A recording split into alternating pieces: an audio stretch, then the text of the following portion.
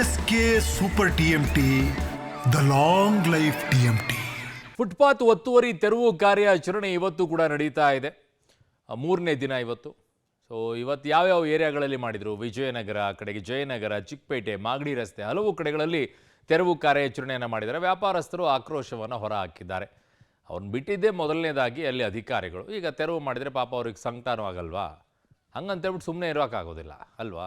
ನೋಡಿ, ಬೆಂಗಳೂರಿನಲ್ಲಿ ಮೂರನೇ ದಿನ ಆಪರೇಷನ್ ಫುಟ್ಪಾತ್. ವಿಜಯನಗರ ಬೀದಿ ವ್ಯಾಪಾರಿಗಳಿಗೆ ಬಿಗ್ ಶಾಕ್. ಬದುಕು ಕಿತ್ಕೊಳ್ಳಬೇಡಿ ಅಂತ ವ್ಯಾಪಾರಿಗಳು ಕಣ್ಣೀರು. ಫುಟ್ಪಾತ್ ತೆರವು ಕಾರ್ಯಾಚರಣೆ ಭರದಿಂದ ಸಾಗಿದೆ. ಬೆಳ್ಳಂಬೆಳಗ್ಗೆ ವಿಜಯನಗರದಲ್ಲಿ ಜೆಸಿಬಿ ಘರ್ಜಿಸಿದೆ.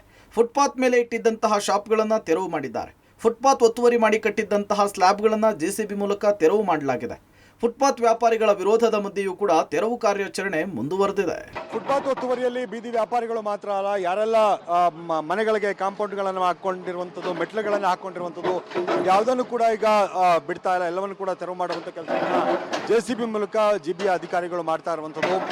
ಫುಟ್ಪಾತ್ ಮೇಲೆ ಈ ರೀತಿಯಾಗಿ ಮೆಟ್ಲುಗಳನ್ನು ಕಟ್ಕೊಂಡಿರುವಂಥವ್ರು, ಹಾಗೆ ಈ ಸ್ಟೆಪ್ಸ್ ಅನ್ನು ಹಾಕೊಂಡಿರ್ತಾರೆ, ಇವೆಲ್ಲವೂ ಕೂಡ ಅತಿಕ್ರಮ. ಇವೆಲ್ಲವನ್ನು ಕೂಡ ಈಗ ತೆರವು ಮಾಡುವಂತ ಕೆಲಸವನ್ನ ಈಗ ಜಿಬಿ ಅಧಿಕಾರಿಗಳು ಮಾಡ್ತಾ ಇದ್ದಾರೆ. ಇದು ಸುಮಾರು ಒಂದು ಹಲವು ಕಡೆಗಳಲ್ಲಿ, ಅಂದ್ರೆ ಬಹುತೇಕ ಬಿಲ್ಡಿಂಗ್ಗಳು ಕೂಡ ಈ ರೀತಿಯಾಗಿ ಸ್ಟೆಪ್ಸ್ ಗಳನ್ನ ಹಾಕೊಂಡಿದ್ದಾರೆ. ಇವೆಲ್ಲವೂ ಕೂಡ ಫುಟ್ಪಾತ್ ಮೇಲೆ ಹಾಕೊಂಡಿರುವಂತ ಮೆಟ್ಲುಗಳು ಅನ್ನುವಂತ ಕಾರಣಕ್ಕೆ ಅವುಗಳನ್ನು ಕೂಡ ತೆರವು ಮಾಡುವಂತ ಕೆಲಸವನ್ನ, ಯಾವುದೇ ರೀತಿಯಂತ ಮುಲಾಜಿಲ್ಲದೆ ತೆರವು ಮಾಡುವಂಥ ಕೆಲಸವನ್ನು ಈಗ ಮಾಡ್ತಾ ಇರುವಂಥದ್ದು. ಬೀದಿ ವ್ಯಾಪಾರಿಗಳು ಆಕ್ರೋಶವನ್ನು ವ್ಯಕ್ತಪಡಿಸಿದ್ರು. ಆದರೆ ಈಗ ಇದು ಕೂಡ ಅತಿಕ್ರಮ ಆಗಿರುವಂಥ ಹಿನ್ನೆಲೆಯಲ್ಲಿ ಇದನ್ನು ಕೂಡ ತೆರವು ಮಾಡುವಂಥ ಕೆಲಸವನ್ನು ಜಿಬಿ ಅಧಿಕಾರಿಗಳು ಮಾಡ್ತಾ ಇದ್ದಾರೆ. ಇದು ನಿಲ್ಲೋದಿಲ್ಲ, ಇದು ಕಂಟಿನ್ಯೂ ಆಗುತ್ತೆ. ಸಚಿವರು ಕೂಡ ಸೂಚನೆಯನ್ನು ಕೊಟ್ಟಿದ್ದಾರೆ. ಇದು ಮುಂದುವರಿಸ್ತೀವಿ ಅನ್ನುವಂಥ ಮಾತನ್ನು, ಮಾಹಿತಿಯನ್ನು ಅಧಿಕಾರಿಗಳು ಕೂಡ ಕೊಡ್ತಾರೆ. ಒಂದು ಒಟ್ಟಾರೆ ಎಲ್ಲೆಲ್ಲಿ ಫುಟ್ಪಾತ್ ಅನ್ನು ಒತ್ತುವರಿ ಮಾಡ್ಕೊಂಡಿದ್ದಾರೆ ಅವೆಲ್ಲವನ್ನು ಕೂಡ ತೆರವು ಮಾಡ್ತಾರೆ. ಬೀದಿ ವ್ಯಾಪಾರಿಗಳಾಗಿರ್ಬೋದು ಅಥವಾ ಈ ರೀತಿಯಾಗಿ ಮೆಟ್ಲುಗಳನ್ನು ಕಟ್ಕೊಂಡಿರುವಂಥವ್ರು ಆಗಿರ್ಬೋದು, ಎಲ್ಲವನ್ನು ಕೂಡ ತೆರವು ಮಾಡುವಂಥ ಕೆಲಸ ಈಗ ಆಗ್ತಾ ಇದೆ. ಕ್ಯಾಮರಾ ಪರ್ಸನ್ ರವಿ ಜೊತೆಗೆ ಮಾದೇಶ್ ಆನೇಕಲ್, ಪಬ್ಲಿಕ್ ಟಿವಿ, ಬೆಂಗಳೂರು. ಇನ್ನು ಜಿಬಿ ಅಧಿಕಾರಿಗಳು ಫುಟ್ಪಾತ್ ತೆರವಿಗೆ ವ್ಯಾಪಾರಸ್ಥರು ಆಕ್ರೋಶ ವ್ಯಕ್ತಪಡಿಸಿದ್ದಾರೆ. ತಮ್ಮ ಬದುಕಿನ ಮೇಲೆ, ಹೊಟ್ಟೆಯ ಮೇಲೆ ಜಿಬಿಎ ಹೊಡಿತಾ ಇದೆ. ಫುಟ್ಪಾತ್ ಒತ್ತುವರಿಯಿಂದ ಪಾದಾಚಾರಿಗಳು ಸತ್ತಿಲ್ಲ. ಸಚಿವ ಕೃಷ್ಣ ಬೈರೇಗೌಡರು ಸುಳ್ಳು ಹೇಳ್ತಾ ಇದ್ದಾರೆ ಅಂತ ಹೇಳಿ ವ್ಯಾಪಾರಸ್ಥರು ಆಕ್ರೋಶ ಹೊರಹಾಕಿದ್ರು. ಕೃಷ್ಣ ಬೈರೇಗೌಡರು ಮಾಡ್ತಿರೋದು ಕಾನೂನು ಬಾಹಿರವಾಗಿದೆ. ಒಬ್ಬರು ಬೀದಿ ವ್ಯಾಪಾರಿನೂ ಇಲ್ಲಿ ಫುಟ್ಪಾತ್ ಅಲ್ಲಿ ಇಲ್ಲ, ರಸ್ತೆ ಬದಿಲಿ ಇರೋದು. ಎರಡನೇ ವಿಷಯ ನಾವು ಹೇಳ್ತಾ ಇರೋದು, ಅವ್ರು 300 ಜನ ಸತ್ತಿದ್ದಾರೆ ಅಂತ ಹೇಳ್ತಾ ಇದಾರಲ್ಲ, ಮ್ಯಾಕ್ಸಿಮಮ್ ಜನ ಸತ್ತಿರೋದು ಔಟರ್ ರಿಂಗ್ ರೋಡ್, ತುಮಕೂರು, ಆ ರೋಡ್ಗಳಲ್ಲಿ ರಸ್ತೆ ದಾಟ್ತಾ ಸತ್ತಿರೋದು. ಇದು ಟ್ರಾಫಿಕ್ ಪೊಲೀಸ್ ಅವ್ರ ಮಾಹಿತಿ, ನಮ್ಮ ಮಾಹಿತಿ ಅಲ್ಲ. ನಮ್ಮೇಲೆ ಗೂಬೆ ಕೂರಿಸಬೇಡಿ ಸಚಿವರೇ. ಬೀದಿ ವ್ಯಾಪಾರಿಗಳಿಂದ ಯಾರು ಸತ್ತಿಲ್ಲ. ನೀವು ತೆಗೆದು ಒಂದು FIR ತೋರಿಸಿ ನಮಗೆ. ಬೀದಿ ವ್ಯಾಪಾರಿಯಿಂದ ಇವ್ರು ಸತ್ತಿದ್ದಾರೆ ಅಂತ ಒಂದು FIR ತೋರಿಸಿ ನಮಗೆ.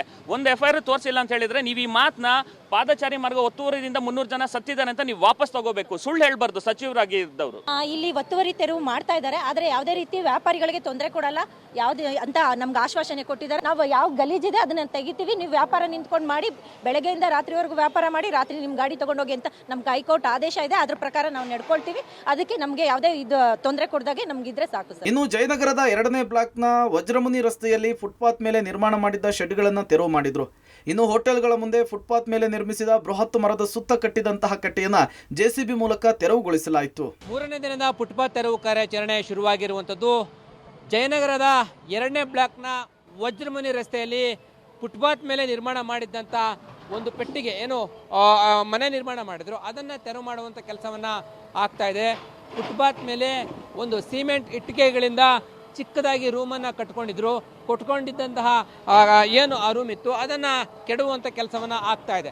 ಇದೇ ಮಾದರಿಯಲ್ಲಿ ಫುಟ್ಪಾತ್ ಮೇಲೆ ಯಾರೇ ಅಂಗಡಿಗಳನ್ನು ಇಟ್ಟಿದ್ರು ಕೂಡ, ಹೋಟೆಲ್ಗಳನ್ನು ಇಟ್ಟಿದ್ರು ಕೂಡ, ಅಥವಾ ಶೆಡ್ಗಳನ್ನು, ಸೀಟ್ಗಳನ್ನು ಹಾಕಿದ್ರು ಕೂಡ ಅವುಗಳನ್ನು ತೆರವು ಮಾಡುವಂಥ ಕೆಲಸ ಆಗ್ತಾ ಇದೆ. ಇದೇ ಮಾದರಿಯಲ್ಲಿ ಜಯನಗರದಲ್ಲಿ ಕಳೆದ 3 ದಿನಗಳಿಂದಲೂ ಕೂಡ ಒತ್ತುವರಿ ತೆರವು ಕಾರ್ಯಾಚರಣೆ ಆಗ್ತಾ ಇರುವಂಥದ್ದು. ಈ ಫುಟ್ಪಾತ್ ಮೇಲೆ ಇನ್ಮೇಲೆ ಯಾರೂ ಕೂಡ ಯಾವುದೇ ರೀತಿಯಾದಂಥ ಒತ್ತುವರಿ ಮಾಡಿಕೊಂಡು ಅಂಗಡಿ ಕಟ್ಟೋದಾಗಲಿ, ಹೋಟೆಲ್ ಇಡೋದಾಗಲಿ, ಇನ್ನಿತರ ಚಟುವಟಿಕೆಗಳನ್ನು ನಿಷೇಧ ಮಾಡಿರುವಂಥದ್ದು. ಇನ್ನು ಜಯನಗರದ 2ನೇ ಬ್ಲಾಕ್ನ ಫುಟ್ಪಾತ್ ಒತ್ತುವರಿ ಮಾಡಿದ ಕಟ್ಟಡ ನಿರ್ಮಾಣದ ಅವಶೇಷಗಳನ್ನು ಫುಟ್ಪಾತ್ ಮೇಲೆ ಹಾಕಿದ್ದಂತಹ ಮನೆ ಮಾಲೀಕರಿಗೆ ಜಿಬಿಯ ಅಧಿಕಾರಿಗಳು ಮತ್ತು ಮಾರ್ಷಲ್ಸ್ಗಳು ದಂಡವನ್ನು ಹಾಕಿದ್ರು. ಸರ್ ಅದೇ ಫುಟ್ಪಾತ್ ಎಂಕ್ರೋಚ್ ಮಾಡಿದಾರಲ್ವಾ, ಹಾಗಾಗಿ ಪೆನಾಲ್ಟಿ ಹಾಕಿದ್ದೀವಿ. ಕಟ್ಟಡನೂ ಕೂಡ ಕಟ್ಕೊಂಡಿದ್ದಾರೆ ಸರ್. ಆಮೇಲೆ ಎಲ್ಲ ಅವಶೇಷಗಳನ್ನ ಇಲ್ಲೇ ಹಾಕೊಂಡಿದ್ದಾರೆ. ಆಮೇಲೆ ಅವೆಲ್ಲ ಒಳಗಡೆ ಹಾಕಿ ಅಂತ ಆಲ್ರೆಡಿ ಲಾಸ್ಟ್ ಟೈಮ್ 20,000 ಪೆನಾಲ್ಟಿ ಹಾಕಿ ಅವೇರ್ನೆಸ್ ಮಾಡಿದ್ದೀವಿ ಇವರಿಗೆ. ಅದಾದ್ಮೇಲೆ ಮತ್ತೆ ಆಗ್ತಾ ಇದೆ.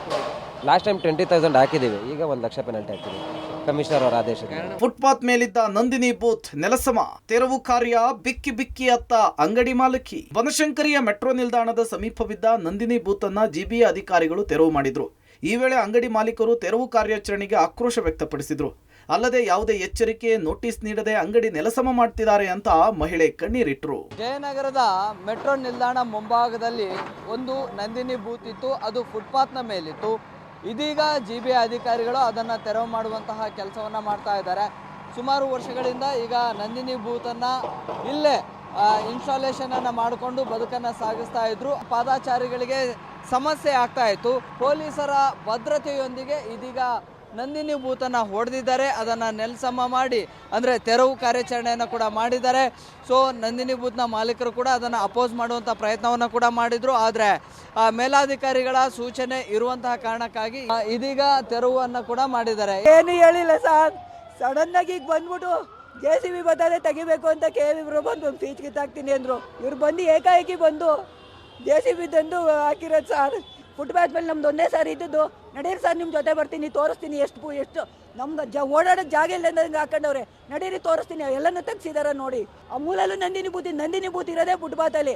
ಹೆಂಗೆ ಸರ್ ನಮ್ಗೆ ಏನು ಹೇಳ್ದೇನೆ ಹೆಂಗೆ ಸರ್ ಬಂದು ತೆಗೆದ್ರು? ನಮ್ಗೆ ಇಷ್ಟೇನೇ ಗೊತ್ತಿಲ್ಲ ಸರ್ ಇವ್ರು ಬಂದು ತೆಗಿತಾರೆ ಅಂತ. ಈ ಮೇಡಮ್ ಬಂದು ಎಳ್ಕೊಬಂದು ಆಚೆ ಬನ್ನಿ ಅಂತ ಎಳ್ಕೊಬಂದ್ಬಿಟ್ರು.